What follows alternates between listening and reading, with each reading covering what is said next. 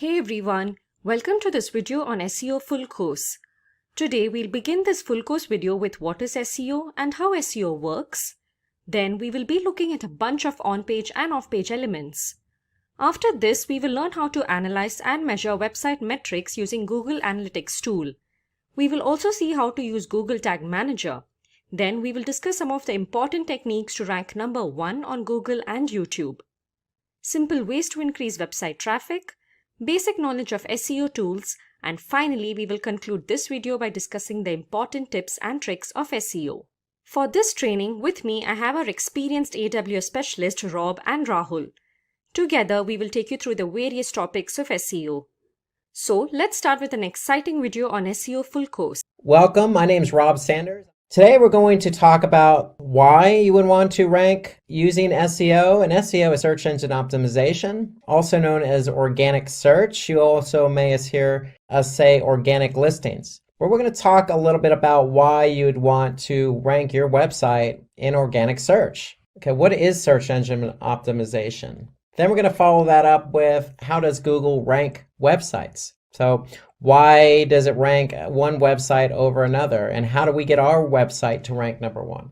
Then we're going to talk about the different types of SEO or search engine optimization techniques so you can get your website ranked number 1. And then we're going to finish that off with the do's and don'ts of SEO. So let's get right to it and talk about why SEO. So we're going to use a basic example, and let's just say you have a blog. You're a food blogger, you're passionate about food, and your niche is ice cream. And let's just say you have a lot of ice cream recipes. You want to get traffic to your blog. You want people to read your blog. And you're curious, why am I not ranking for my blog? Why, when people type in ice cream recipes and say Google, my blog posts don't appear at the top of organic rankings?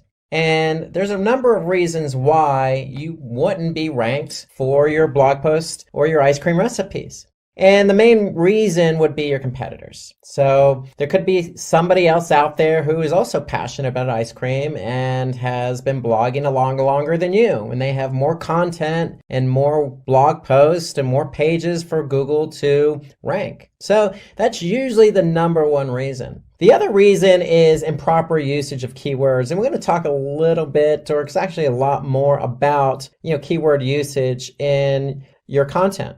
So what kind of keywords do you want to rank for? That's really what we're talking about when we talk about usage of keywords. What keywords do you want to rank for, and how do we work those keywords into the content? Another reason is poor link building practices. And really that means are other blog posts or other websites linking to you?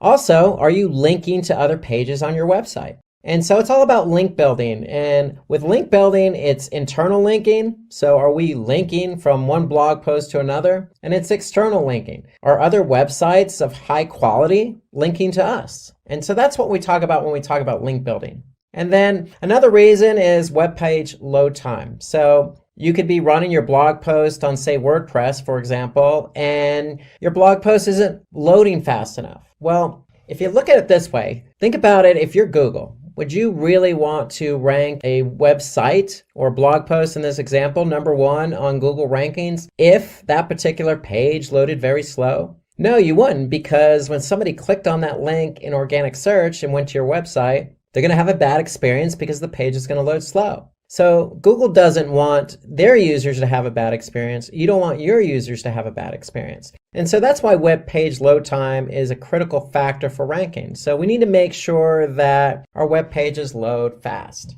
And then your user experience is not good enough. So Google, again, based on my example about the web page load time, Google wants people to have a good experience when they go from their search engine to your website. And there's a lot at play there, specifically web page load time, but also, Google doesn't want any spam content. Google doesn't want any pop-ups or overbearing ads on the web page. They want people who are searching for something in particular, let's just say ice cream recipes, and they want to find a relevant website that has ice cream recipes. They want to be able to click on that link and read some good content about ice cream recipes. It's that simple. And that's really what Google's trying to create in their environment. And that's you as an end user, as a website owner, you want your users to have a good experience. And then Last but not least, your website is de-indexed by mistake. And really what we mean is de-indexed is Google needs to be able to index all the pages on your website. So if you have a blog with 100 recipes,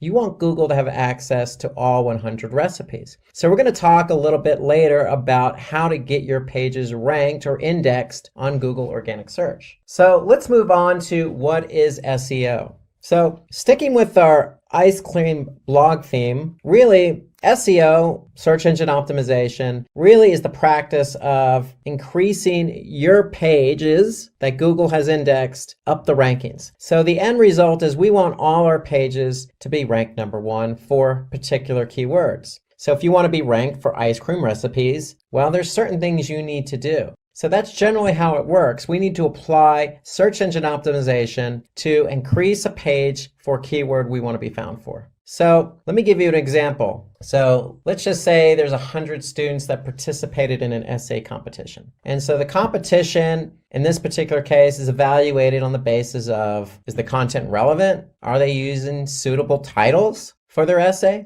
Do they have structure when they're participating in this essay or talking about the essay? And do they have a suitable synopsis? And is the content neat and readable? These seem all logical for an essay competition. Well, guess what? They seem logical for SEO because that's exactly how SEO works. It's exactly all those points I just mentioned about structure, logic, readability, organization, title. All those things are what's important in SEO. And so we need relevant content. We need titles for our pages. Google needs to be able to see structure. We need to have synopsis of what the page is about, and that's called a meta description. And then again, the content needs to be readable, and that's important. And so in order to be readable, again, we're going to talk more about site speed because site speed's important. Okay. And when we talk about responsive design, when I say responsive design, that means your site, your page needs to load both on desktop and also on mobile. And so all these things are important. Just like an essay competition, Google is the judge and they need to be able to determine what page is best to rank #1,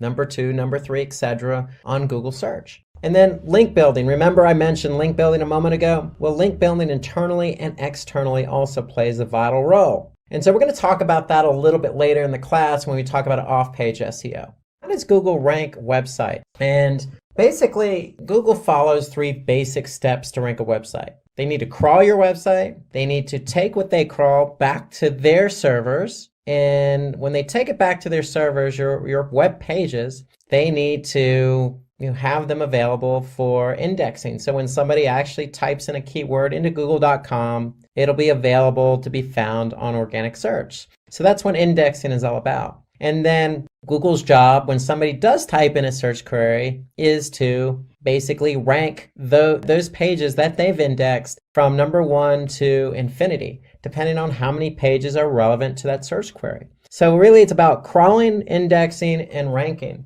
So crawling is simply a process done by which Google has bots. And what these bots do is they go to your web server and they're going to crawl every page that they can find. And how do they find these pages? Well, they basically follow links. You might have heard the term spidering, but that's what they call search engine spidering. So basically what Google's doing is they're building a web, so to speak, all the links that they're following. And so when they can follow all these links on your website, they're going to be able to crawl them. And when they crawl them, basically they're going to take that content and store it on their servers so it's available in their index. So based on this method, Google finds out which websites have relevant content and which ones don't based on certain keywords that are typed into Google. Because if they can't crawl your website, you're not going to be found. And if you can't be found, then you're not going to show up for relevant keywords. So we need to make sure your site's available to be crawled. And we'll talk about that a little bit later. So if you type in a keyword